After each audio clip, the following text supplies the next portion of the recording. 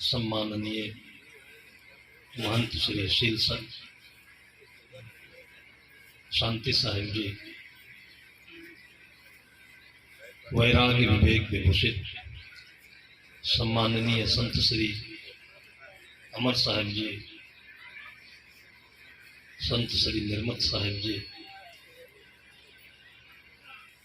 मंच पर उपस्थित सभी पूज्य गुरुजन,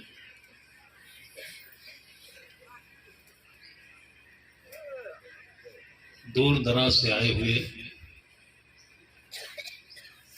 हमारे बहुत पुराने गुरुजनों के, संत जनों के श्रद्धालु, भूतपूर्व मंत्री,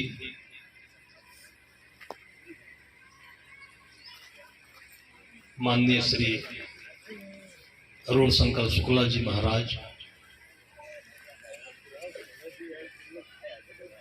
श्रद्धा मूर्ति देवियों एवं धर्म प्रेमी बंधुओं,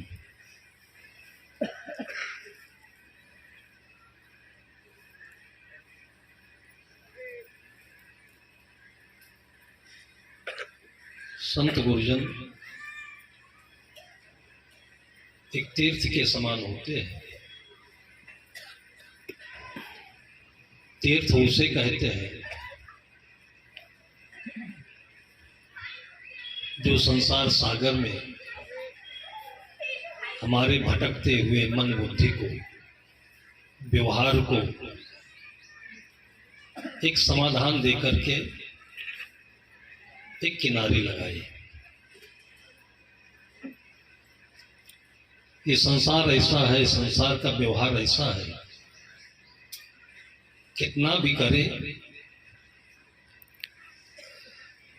न गरीबों का पूरा होता है, न अमीरों का पूरा होता है। कितना भी मिले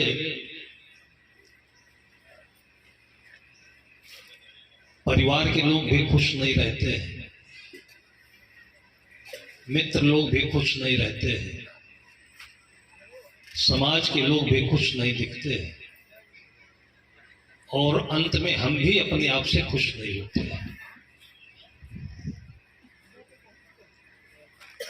जीवन की जो आरंभ अवस्था थी, एक बच्चे को देखें तो उसके अंदर में जो भगवत्ता होती है, प्रेम होता है, शुद्ध उदारता होती है, खुले आकाश जैसे संतुष्टि होती है कि कोई भी साथी ना हो तो मिट्टी के साथ भी बच्चा खेलकर मगन रहता है। ऐसे बहुत सारे गुणों से भरपूर हमारा जीवन भी कभी रहा होगा, और उसे भूलकर, छोड़कर आगे बढ़ते बढ़ते उन्नति के नाम पर आज उस खिन्नता के जंगल में हम लोग पहुंचे हैं, जहां कोई अपना नहीं दिखता है। और कोई हो जो अनायास ही आपको याद करे, आपके पास आए जाए, मतलब से नहीं, बिना मतलब भी, वो सच्चा प्रेमी है, वो सच्चा इंसान है, और वही धरती का भगवान है। मतलब शब्द बहुत खतरनाक है, और मतलब शब्द बिना मतलब का है। चाहे जितनी चीजें पाए, किस मतलब के? जब सेहत ठीक ना रहे, कोई खुश ना रहे, अपना मन भी संतुष्ट ना रहे, तो सदगुरु कबीर साहब के शब्दों में कहाई कबीर नर किया न खोज, भटक मुआ जस बन के रोज। जंगल का जैसे नीलगाय होता है, हमेशा डरा हुआ, चौंका हुआ। कभी नीलगाय को आप स्थिरता से, शांति से बैठते नहीं देखे होंगे, लेकिन वो पशु है, जानवर है, वो किसी तरफ से भी शिकार हो सकता है। उसके लिए कोई कोर्ट कचहरी नहीं है, कोई पुलिस नहीं है, कोई न्याय नहीं है। कोई भी पक्षी को मार दे, पशु को मार दे, लेकिन मनुष्य के लिए इतनी बड़ी सामाजिक व्यवस्था होने के बावजूद जिसके नाम कोई वारंट ना हो, जिसके नाम जमीन है, घर है, खाने पीने की व्यवस्था है, तो सबसे जो महत्वपूर्ण चीज है, जो मतलब की चीज है, वो ये है कि हम अपनी जगह पर खुश हैं कि नहीं। ये पेड़ पौधे खुश दिखते हैं और इसलिए हमें इन पेड़ पौधों से बहुत लगाव है। और हमारे गुरुजनों का पूरा जीवन पेड़ पौधों की छाया में बीता, जिनकी पुण्य स्मृति में आज यहाँ पर हम बैठे हैं, वो सदगुरु विशाल देव, सदगुरु प्रेम देव, वो आज भी हमको यही सिखा रहे हैं। और याद करने मात्र से हमारे सारे मन के कलुष, मन की उलझने, पीड़ा सब तिरोहित हो जाते हैं, वही शांत होती है। आपके खुश रहने के अलावा आपको और क्या मिल सकता है। पशु चाहे जितना खुश रहे, हंस नहीं सकता है, और मनुष्य को हंसने का वरदान मिला। आप फ्री में हंसे, बिना किसी शर्त में हंसे, कौन मना किया है। लेकिन हमने अपने मन को ऐसी ऐसी जगह पर रोक रखा है, जोड़ रखा है,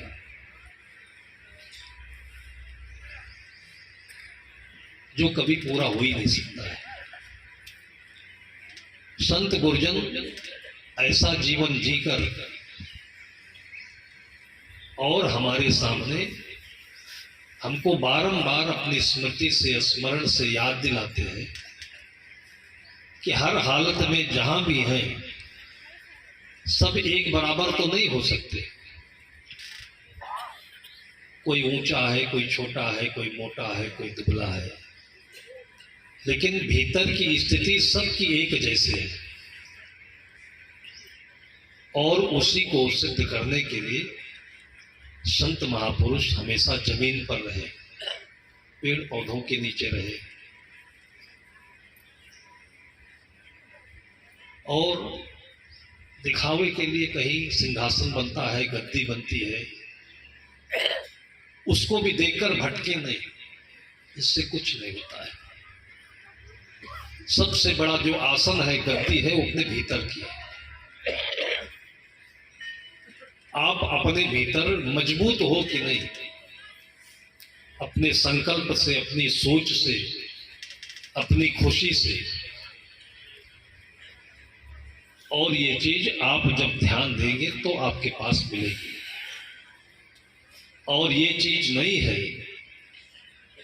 तो इसी की खिन्नता है, हम दूसरों की बुराई कर देते हैं, दिन भर दूसरों को तौलते रहते हैं, दूसरों की चर्चा करते हैं। वो मिलता क्या है? मिलता ऐसे है कि जैसे किसी की आदत है कि रास्ते चलते वो झूठी टोकरियां, झूठे दोना, झूठे पत्तल, झूठे पन्नी बटोरता रहता है। इसको बटोर करके जहां रखोगे वहां बदबू पैदा होगी। तो दूसरों के गुण अवगुण को देखना, दूसरों का चिंतन करना, ये अपने आप के लिए बहुत घातक है, दोष है। सदगुरु कहते हैं कि हे संत निर्विकारी, करुणा विशाल भारी, भूले न सुध तुम्हारी यह प्रेम को सिखा जा। हे संत दीन बंधु, नगरी में मेरी आजा, अपनी दया की मूर्ति फिर से मुझे दिखा जा। इतना प्यारा भजन सदगुरु प्रेम साहब ने अपने गुरुदेव के साथ छाया की तरह से रह करके जिया, एक होकर जिया। दोनों अलग अलग देश के, दोनों का कुछ भी एक नहीं था, लेकिन एक हो गए। हम एक परिवार में हैं, एक घर में हैं, भाई भाई है, पति पत्नी है, उनमें क्यों ये भिन्नता, मनमुटाव? इसलिए इस चीज को हमेशा याद रखें, मनके की तरह से, सोने की तरह से। जो गले में हीरा पहनते हैं इसलिए संत पहनाते हैं कि आपका जो हीरा है आपकी खुशी है, हमेशा चहकते रहे, प्रसन्न रहे, तो दूसरों के साथ भी कुछ भला कर सकेंगे। और भलाई, सबसे बड़ी भलाई यही है कि कोई आए तो उसको हंसा दो, उसको खुश कर दो। देने से कोई खुश नहीं होता है, और लेने से भी कभी कोई मालदार नहीं होता है। लेने और देने का व्यवहार भ्रामक है, लेकिन देने से मन की जो गंदगी है वो साफ होती है। संत गुरुजन याद दिलाते हैं, वृक्ष कबहु नहीं फल भखाए, नदी न संचय नीर, परमारथ के कारणे साधुन धरा शरीर। ये पेड़ पौधे, पता नहीं आपको कभी याद आया कि नहीं कि एक लोटा पानी डाल दे इसकी जड़ में, कोई मुश्किल से याद करता होगा, लेकिन ये सबके काम आते हैं। ये आसपास में पेड़ पौधे नहीं होते तो यहाँ हम लोग बैठ नहीं सकते थे, इतनी आज धूप है। इनकी हवा ऑक्सीजन है, जो कोरोना में सबको भटका दिया, जिंदगी से तबाह कर दिया। ये फूल देते हैं, ये फल देते हैं, कितना बड़ा इनका हमारे लिए उपकार है। और इसलिए हमारे गुरुजनों ने, मनुष्यों ने, पूर्वजों ने इनकी पूजा करने की परंपरा डाली। माता पिता की पूजा, प्राणियों की पूजा, ये तो साथ साथ है ही, इसके साथ साथ में पेड़ पौधों को भी पूजा, इनका भी बहुत उपकार है। याद करें तो सबका उपकार है। इसलिए सिया राम मैं सब जग जानी, करहो प्रणाम जोर जुग पानी। संत कहते हैं कि सबके द्वारा आपको कुछ न कुछ भला होगा, मिलेगा, लेकिन अपने मन में हम बुराई पाले रखते हैं, और वो भी देखी हुई बात नहीं, सुनी हुई बातों से। फलाने खराब है, वो तो ऐसे है, वो तो ऐसे है। इसको हटाने के लिए ही संत गुरुजन कहते हैं कि भजन करिए। आप खाली समय में है तो सद्गुण शतक का पाठ करिए। साहब कहते हैं कि इन सबको पूरा किए नहीं समय जग काज। जरूरत के जितने काम है अपने हाथ से करिए। घर की साफ सफाई है, कपड़े धोना है, शरीर धोना है, दुकान का काम है, नौकरी का काम है, और इसके बाद तो कुछ बचता ही नहीं है। जो समय बचता है तो भजन करें। अब प्रभु कृपा करो यही बातें, सब तज भजन करो दिन रात। यदि ये हमारे लिए बुलेट प्रूफ है, भजन हमारे लिए बुलेट प्रूफ है। बुलेट प्रूफ क्या होता है कि जो नेता लोग कहते हैं तो कोई गोली मारे तो उसमें भिन्नता नहीं है। हमारे चारों तरफ लोग गोली मार रहे हैं, तुमको तो उसने ऐसा कहा था, अब गोली लगा दी उसने, अब उसी के अंदर हम पच रहे हैं, गुस्से में हैं, बदले की भावना में हैं। तो सुनी सुनाई बातों पर हम अपने मन में ये विद्रोह रखते हैं, ये हमारा नुकसान है। उनसे बचे कैसे? खाली समय में भजन करें, गीत गाएं। बहुत पुरानी बात है, यहाँ पर जैसे हमारे संत गुरुजन शुरू से ही साथ में रहे, मिले, उनकी यादें छाया की तरह से हमारी रक्षा करती है। उदाहरण के रूप में 20, 25, 30 वर्षों से दो इंसान का उदाहरण मैं देता हूं। ऐसे आदमी 2-4 महीने के बाद भूल जाता है। मैं देखता हूं बहुत लोगों को, कोई 5 बरस बाद मिला है, कोई 10 बरस बाद मिला है, लेकिन 25-30 वर्षों से मैंने देखा एक बार हम मिले हैं और तब से मिले ही हैं। और वो है वो जिनको सुन करके हम लोग मन में बहुत भयभीत होते थे, ये बदमाश हैं और ये तो बहुत बड़े डॉन हैं। जैसे आप सुना करते होंगे दक्षिण भारत के वीरप्पन, छत्तीसगढ़ आंध्र प्रदेश की तरफ जाइए तो बच्चा रोना बंद कर देता है वीरप्पन का नाम सुनकर। ऐसे कोई जमाना था, हम लोग लखनऊ कबीर मठ में आते जाते रहे, तो ऐसे ही एक व्यक्तित्व तो रहा जिसको सुनकर लोग बहुत डरते थे। पहली बार उसका नाम जब मैंने बताया आप लोगों को, पास में बैठे और नाम बताया तो सब डर गए कि महात्माओं के मंच पर ऐसे लोग भी बैठते हैं। उनका नाम आज मैंने आपके सामने लिया, माननीय श्री अरुण शंकर शुक्ला, अन्ना महाराज। राइफल की गोलियों के बीच में रहते थे, उनसे हम लोगों की जरूरत पड़ी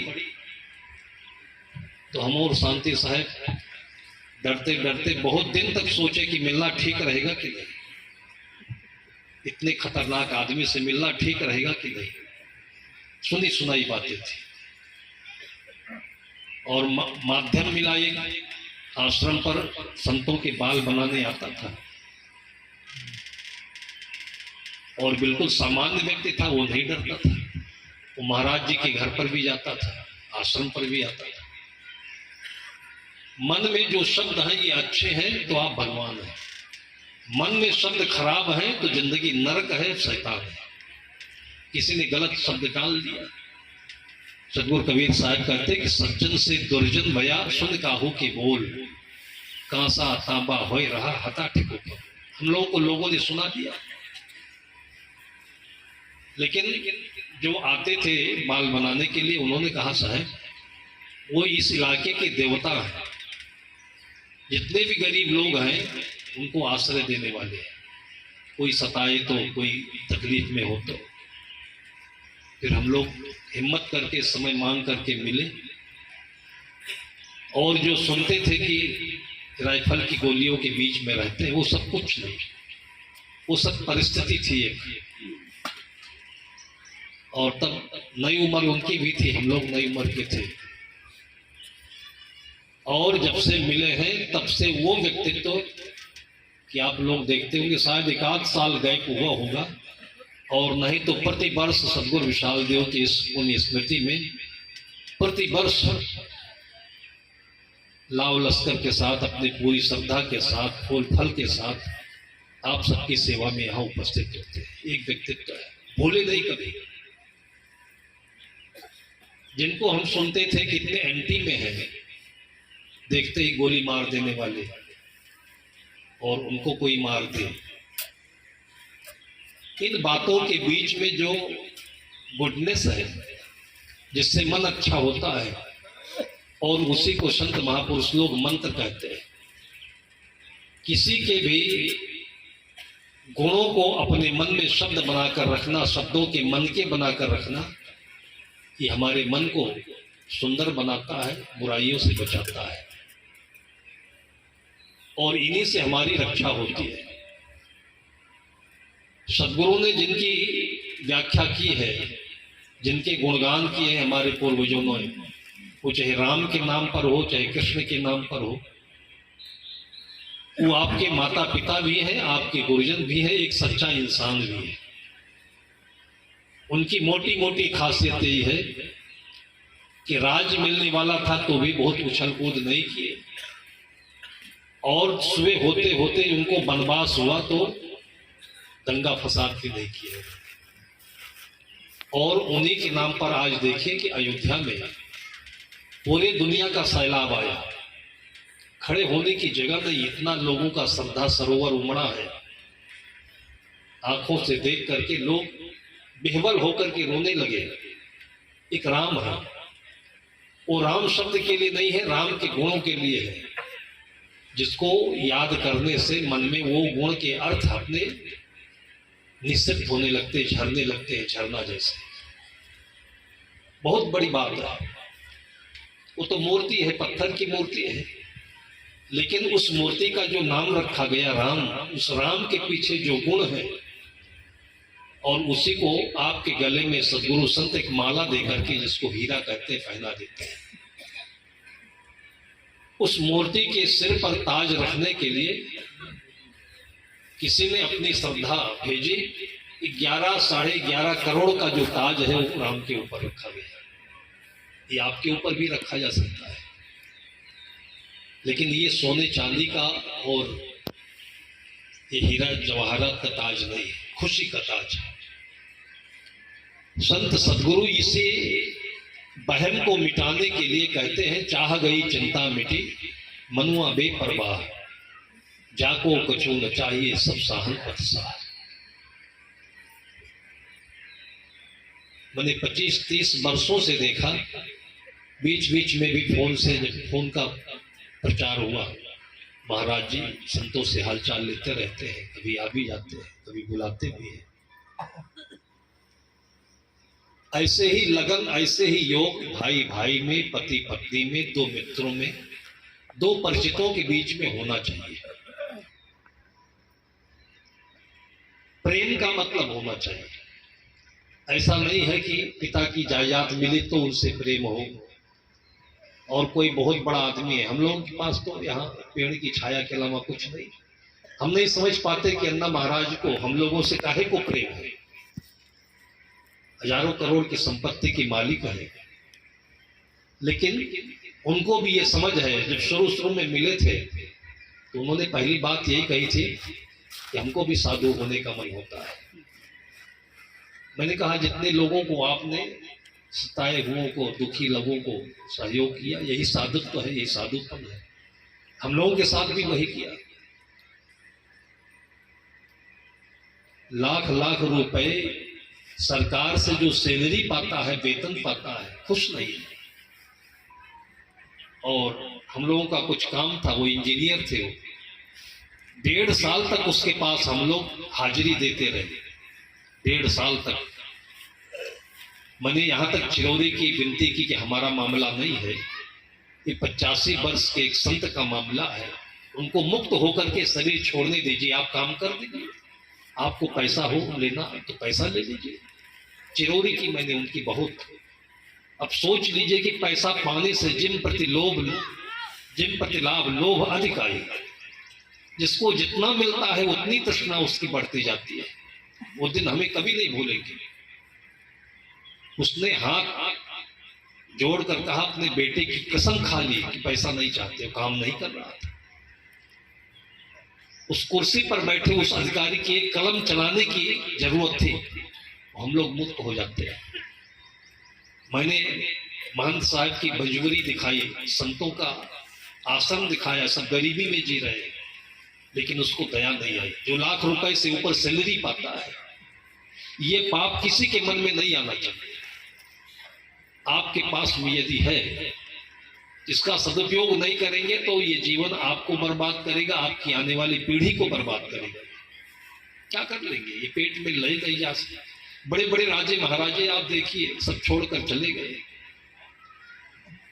लेकिन वो व्यक्ति पसीजा नहीं, उसको आंख में आंसू नहीं आए, दया नहीं आई। हम लोग बहुत परेशान थे, और उसी परेशानी में हम लोग अन्ना महाराज के पास गए,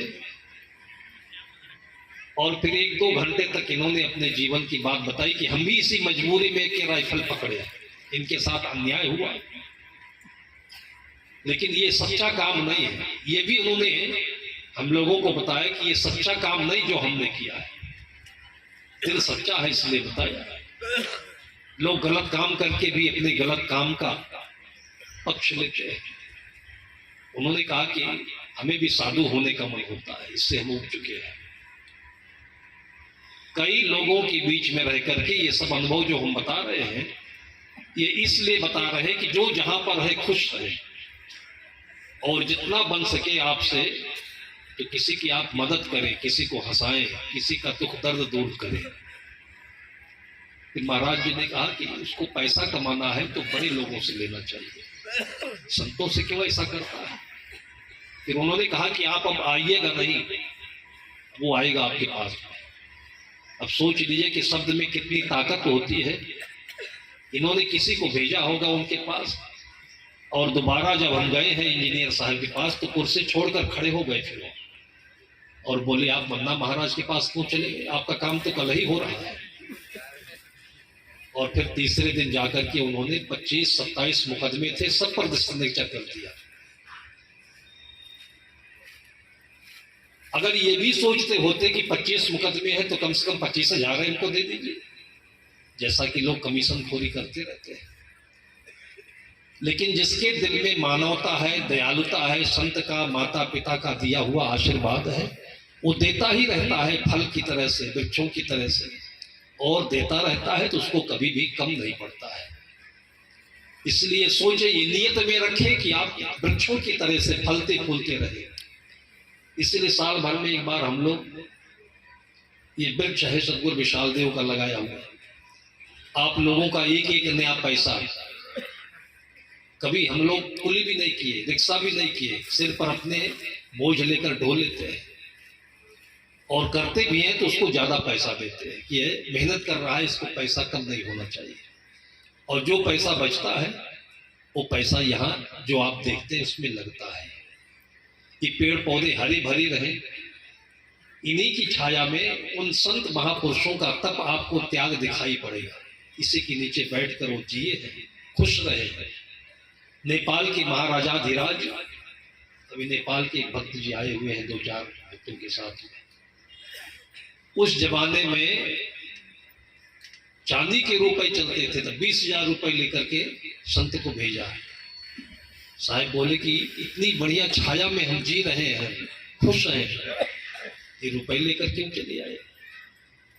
ये इसलिए बताते हैं कि रुपए से लालच नहीं होना चाहिए, आपको ऐसे मिलेगा। उनकी छाया में हम लोग 10-20 साल ऐसे ही जिए पेड़ों के नीचे, और जब जरूरत पड़ी तो आप देखते हैं बढ़िया सुंदर रमणी का आश्रम। अभी गुजरात से लोग आए जो पहली बार आए हैं, इतनी खुश हो गए, इतनी खुश हो गए, कैसे सुंदर जगह है, यहाँ समय निकाल करके रहना चाहिए। आश्रम बनते ही इसलिए हैं, आश्रम साधु के लिए नहीं बनते हैं। हम शाहीबाग जाते हैं अहमदाबाद में, हर वक्त हमेशा वहां निरंतर सत्संग चलता रहता है। जो दूसरे व्यक्तित्व की चर्चा कर रहे थे, शाहीबाग से सेठ मारवाड़ी लोग आए हुए हैं। छत्तीसगढ़ में मैंने बहुत मारवाड़ियों की चर्चा की, क्योंकि ये शुद्ध देसी घी का लड्डू खाते हैं, मालपुआ खाते हैं, श्रीखंड खाते हैं, और खिलाते भी हैं। आप पहले अच्छा खाओगे तब दूसरों को अच्छा खिलाओगे, और इसका परिणाम यह होगा कि मन आपका हंसेगा, खिलेगा। छत्तीसगढ़ में मैंने देखा, हमको आते जाते लगभग 30-40 वर्ष हो गए। वो छत्तीसगढ़ था पहले। छत्तीसगढ़ को आप लोग जानते होंगे, वहां के जो इससे पहले चीफ मिनिस्टर थे 10 बार यहाँ आए होंगे। मुख्यमंत्री नहीं थे तब भी आए, मुख्यमंत्री बनने के बाद में भी भूले नहीं आए।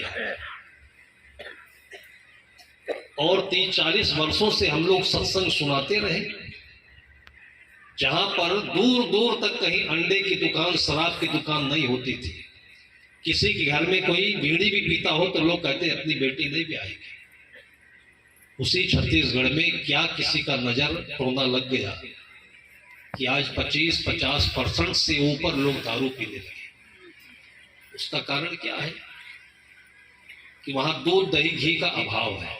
छोटी छोटी पशु गाय हैं, और गाय बहुत शुद्ध दूध देती है।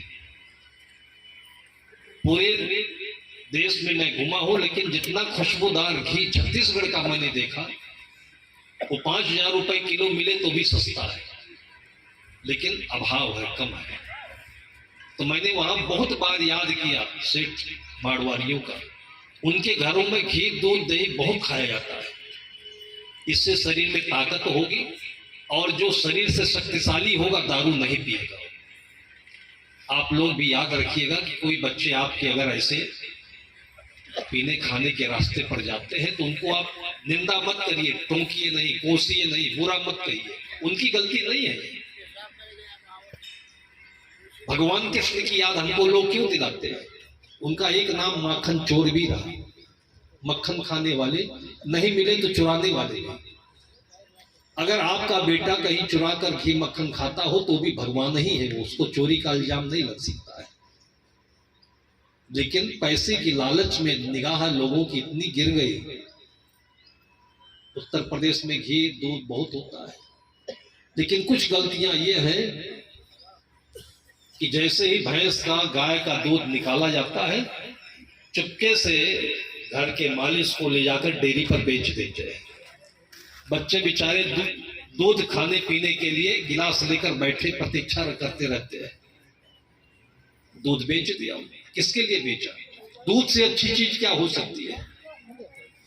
और दूध से जो पैसा मिला उस पैसे से खरीदते हैं चाय।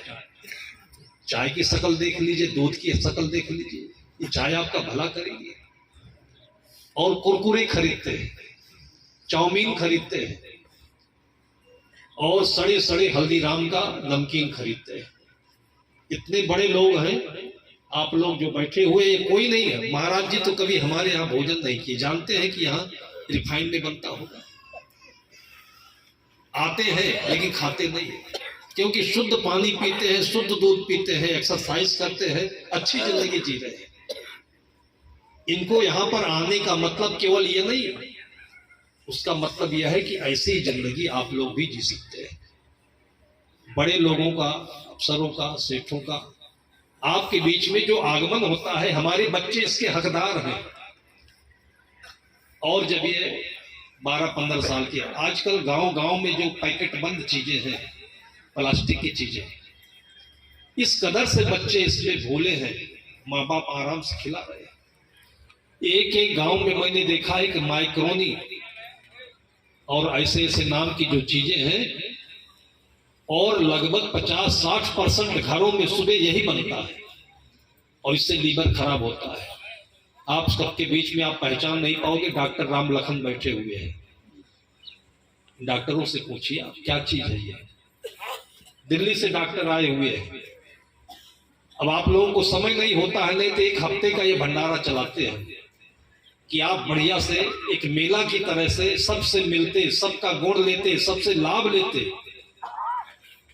पहले 4 दिन का हुआ, फिर 3 दिन का हुआ, और हम इतने परेशान हुए कि 20-20, 40-40 किलो चावल का भात हमें गड्ढा खोद कर गाड़ देना पड़ा, कोई आता ही नहीं। जब परेशान होता है तो डॉक्टर के पास जाता है, थाने पर जाता है, कचहरी में जाता है, लेकिन यहां नहीं आता है कि सारी परेशानी एक साथ समाप्त हो जाए, अच्छी सेहत मिलेगी। पूरे साल भर हम लोग एक एक तिनका कण चुन चुन कर रखते हैं। ये चावल है, शुद्ध चावल है, पुराना चावल है, गेहूं शुद्ध चावल है। आप इतने लोगों में से सुबह जलपान किए होंगे, चना है, मूंग है और गेहूं, घुघरी जिसे कहते हैं। कभी देखा किसी के यहाँ? घुघरी खिला दे तो वो पाहुना जो है वो नाराज होकर चला जाएगा, ये साले कंगाल है क्या? ये घुघरी खिला दिया, उनको चाय पिला दो, उनको कुरकुरी खिला दो, नमकीन सड़ा खिला दो, खुश हो जाते हैं। ऐसी मनोवृत्ति बिगड़ गई है कि सारे माँ बाप अपने बच्चों के दुश्मन हो गए हैं, और यही बच्चे 12-15 साल के होते होते बांदर जैसे हो जाते हैं। जब माँ बाप को बताया, समझाया, देखे तो कहते हैं मैं तो क्या करूं राम, मुझे मुट्ठा मिल गया। इतना सुंदर बच्चा मिला आपको, उसकी आप तस्वीर खींच करके रखते, वो बच्चे की तस्वीर भूल गए, और जो लखनऊ में हजरतगंज में बच्चे की तस्वीर वो खरीद कर लाते हैं। वो कार्टून क्यों खरीदते? वो अपने बच्चे की तस्वीर घर में रखो, जब वो सुंदर था, गोरा था, लालिमा थी। जब वो हट जाती है, लुट जाती है, तब रंग रोगन लगा करके सब लाल करते हैं। उससे क्या होगा? आप प्रकृति ने आपको दिया हुआ है, ये भगवान है जिसने अनार दिया, अनार का रंग दिया, गाजर दी, गाजर का रंग दिया, उसका हलवा खाइए, खिलाइए। और तब देखिए कोई भी बेटा आपका अंडा नहीं खाएगा और शराब नहीं पिएगा, दूसरों को दुख देने वाला कोई काम नहीं करेगा आपका बच्चा। लेकिन हम लोगों में भी कोई कमी होगी कि हम लोग लोगों को समझा नहीं पा रहे हैं। और अपनी जिंदगी के लिए नहीं सोचेंगे आप तो किसके लिए सोचेंगे। बड़ा सुंदर सा घर होना चाहिए। हम तो कभी कुछ कमाई नहीं किए कि हम एक कोठरी बनवा लेते। हम जिंदगी में सोचे ही नहीं थे कि हमको कोई पैसा देगा और आश्रम बनवा लेंगे, क्योंकि हमारे पास कोई योग्यता नहीं, कोई मेहनत नहीं, लायकियत नहीं। हम तो केवल गुरुदेव जी के पीछे पीछे झोली लेकर घूमने वाले थे। लेकिन जो ये आश्रम का परिसर बना है, ये एक नमूना है कि ये लगभग 3 एकड़ में है, तो आप 3 धुर में ही आप घर बनवा लीजिए। लेकिन आसपास में 2-4 पेड़ पौधे जरूर लगाइए। अमरूद के लगाइए, आम्रपाली के लगाइए, बेल के लगाइए। उसी की छाया में आपके बच्चे खेलेंगे तो मोबाइल के गेम में फंस करके वे आत्महत्या नहीं करेंगे। आजकल ये मोबाइल 50% बच्चों को बदनाम कर रहा है, बुद्धि बिगाड़ रहा है और माँ बाप को धोखा दे रहा है। क्यों ऐसा होता है? क्या आप अपने बच्चों को खेती में नहीं ले जाते हैं? पहले बच्चे खेत में जाते थे, खेलते थे, सीखते थे। मटर है, चना है और ऐसे खाने वाली चीजें थैली भर भर के हम लोग लाते थे बचपन में। कितनी खुशी होती थी। तो नई खेत में हो सकता है परिस्थिति नहीं है, लेकिन जहां घर है तो गमले में ही मटर आप बो दीजिए। जिस बच्चे के जन्मदिन के अवसर पर आप इतना फालतू का काम करते हैं, केक कटवा रहे हैं, ये कहाँ का प्रचलन आया जो केक कटवाते हो? क्या है चीज? काटना शब्द ही खराब है। आज केक कटवा रहे हो, कल तुम्हारा गर्दना भी काटेगा, क्या करोगे?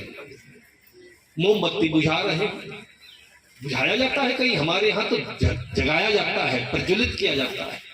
फालतू का काम कर रहे हो, कहाँ से सीख करके? उस दिन जन्मदिन के अवसर पर अपने बच्चों से एक सुंदर फूल पौधा लगाइए। हम लोग तो यहाँ रहते ही नहीं, आप लोगों के लिए लगे हैं ये।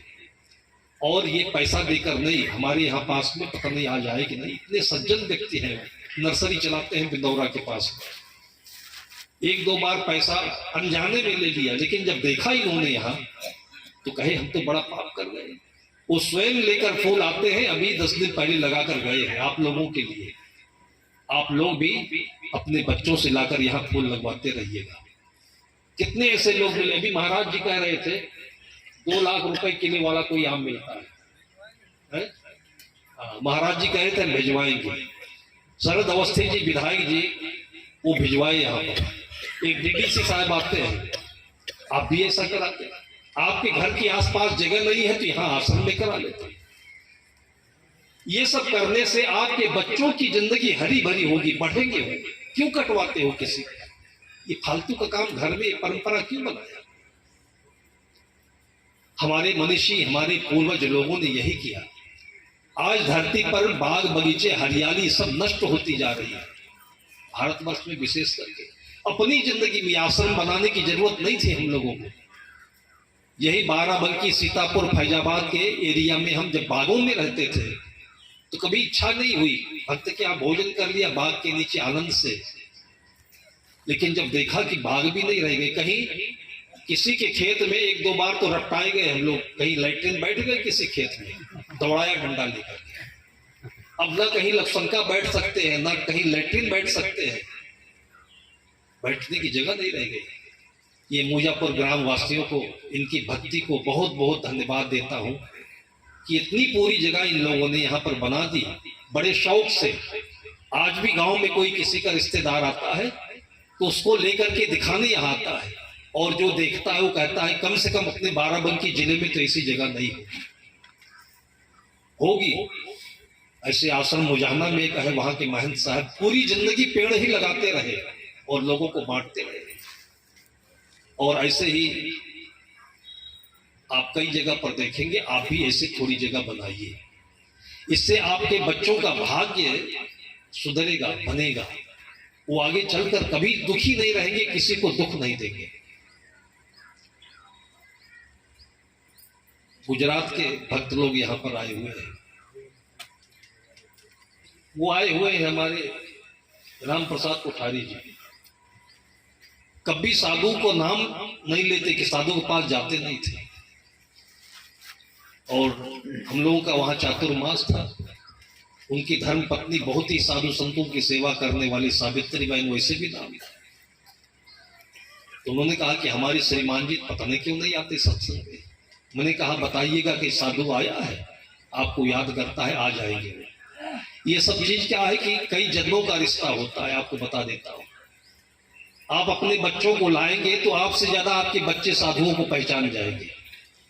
अभी आज सुबह की कल शाम को एक छोटा सा बच्चा आया था 1.5 साल का, केवल संतों के पैर नहीं छुआ, जितने खड़े थे सबके पैर छुआ, 10 बार छुआ वो पैर।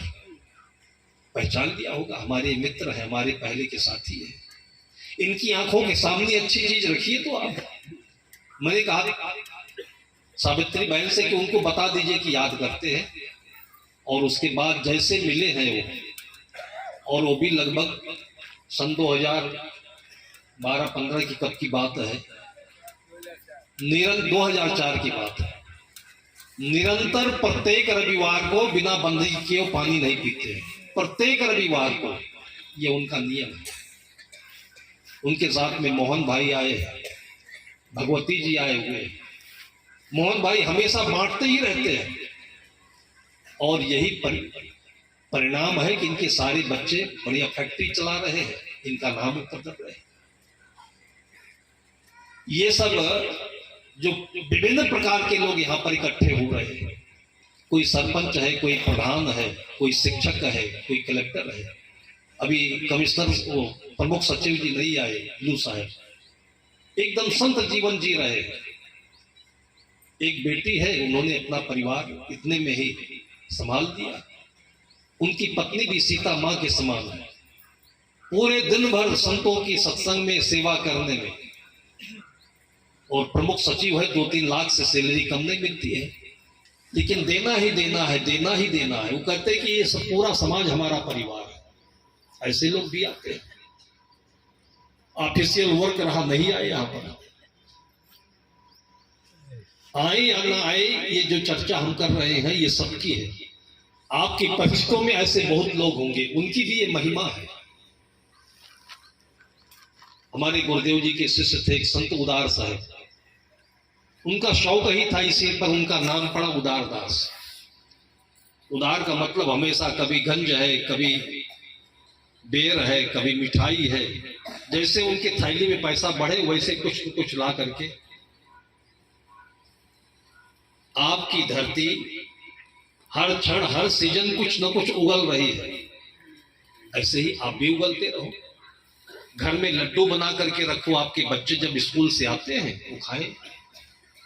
घर में कुछ है नहीं तो आपके बच्चे क्या खाते हैं, तुरंत आप पैसा दे देते हो, कुरकुरी लाकर खाते हैं। पहले संत कहते थे बच्चों को, राम नाम लड्डू, गोपाल नाम घी, और घोर घोर पी।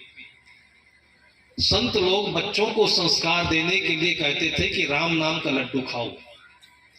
हर मंगलवार के दिन हनुमान जी का दिन मान करके हम लोग बचपन में बहुत गुड़ धनिया खाए। गेहूं बोना हुआ हो, उसमें गुड़ मिलाया हुआ, पौष्टिक व्यंजन है ये। और आजकल लोगों के घरों से ये सब उड़ गया, मैदे की चीज खाते हैं। दीपावली के अवसर पर, होली के अवसर पर ये संत महापुरुषों के जीवन से, उनकी दिनचर्या से, उनकी पद्धति से हम लोग जो प्रसाद यहाँ पाते हैं, जो देखते हैं, जो खाते हैं, जो होता है, ये सब उन्हीं महापुरुषों का उपदेश है। और इसको अपने हृदय में रखें और इसी तरीके से शौक बनाएं। जैसे शौक है आपके पास कि फॉर्च्यूनर गाड़ी होनी चाहिए, शौक है कि राइफल होनी चाहिए, वो भले ना हो, लेकिन अच्छा खाने पीने का, अच्छा घर बनाने का, और कोई आए तो अच्छा खिलाने का शौक पाले। और देखिएगा कि आपका घर ही अयोध्या नगरी बनती है, वही द्वारिका बनेगी, वही मथुरा वृंदावन बनेगा। ये लोग भूले नहीं, इसलिए अयोध्या का एक नाम अयोध्या रखा गया, मथुरा वृंदावन रखा गया। ये आपके घर आंगन में भी है, ये केवल वही नहीं है। आप भूल गए हैं, इसलिए आप वहां जाइए, याद करिए और फिर अपने घर पर ऐसे बनाइए। ये आश्रम केवल मूजापुर का नहीं है, ये आपके घर का भी है। और ऐसे बहुत सारे अपने जीवन को फूलों जैसे सजाने वाले, खिलाने वाले शौक हैं। और संत गुरुजन आपके घर आंगन में आए, यही फूलों की ज्ञान की वर्षा करें। ऐसी बातें बहुत कुछ कहने को है, और घर घर में जब जाते हैं प्रवचन में कहते हैं तो यही चीज कहते हैं। और आप लोग इन सब चीजों के परिणाम में पैसा देते हैं। सबसे बढ़िया चीज पैसा नहीं है। पैसा वो चीज है कि उससे ये भी हो सकता है लेकिन गलत भी हो सकता है। हमारी आदत खराब हो, ये पैसा हमको बिगाड़ देगा। इसलिए अपने बच्चों को अच्छे संस्कार दीजिए, जो से पैसा अपने आप बनेगा। और उन्हीं बच्चों को लेकर आइए। यहाँ बच्चों की संख्या बहुत कम दिखाई पड़ती है, पढ़ाई का नुकसान होगा। इससे अच्छी पढ़ाई कहाँ बनेगी आपकी? कितने वर्षों तक जो फेल होता रहा। अभी आज महान से भक्त जी आए, कितने हर्ष विभोर होकर के, खुश गदगद होकर बोले मेरी बेटी मेडिकल कॉलेज में नर्स अफसर हुई है। अभी अभी हुई है, 2-4 दिन पहले उसको अपॉइंटमेंट लेटर मिला हुआ है। सबके घरों में एक खुशी आई। इससे बढ़कर के आशीर्वाद क्या हो सकता है? सभी ने इसके लिए कोई किसी को रोक टोक नहीं है। कोई हीरा पहना है कि नहीं, भगत है कि नहीं, कोई आता है कि नहीं आता है।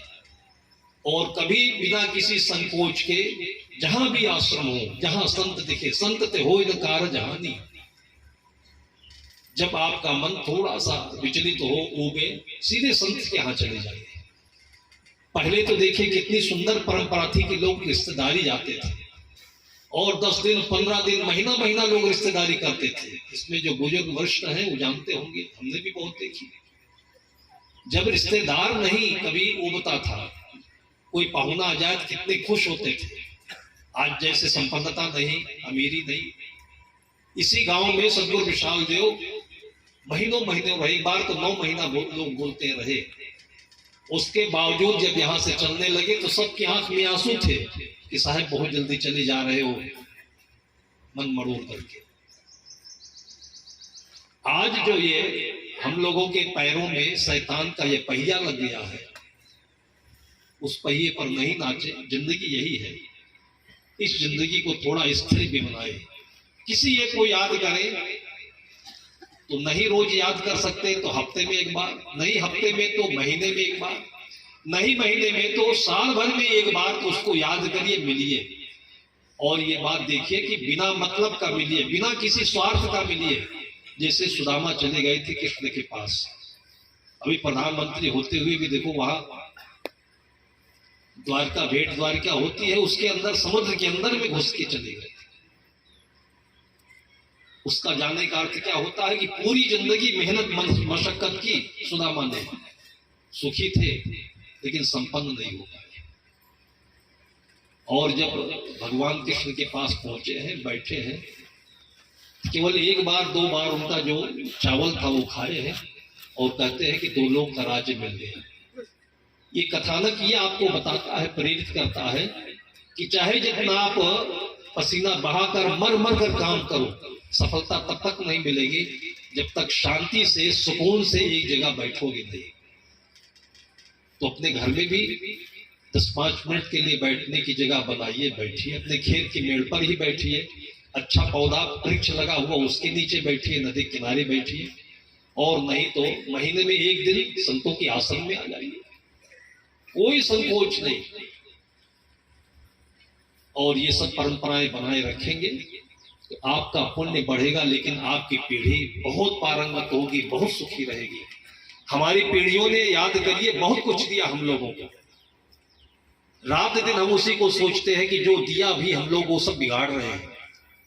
परंपराओं को अपनी याद करें, पेड़ पौधे लगाएं, कुछ दान पुण्य करें, कुछ लोगों को खिलाएं पिलाएं।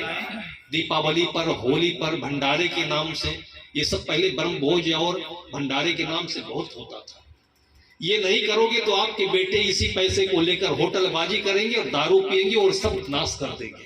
यही पैसा है उधर जा रहा है।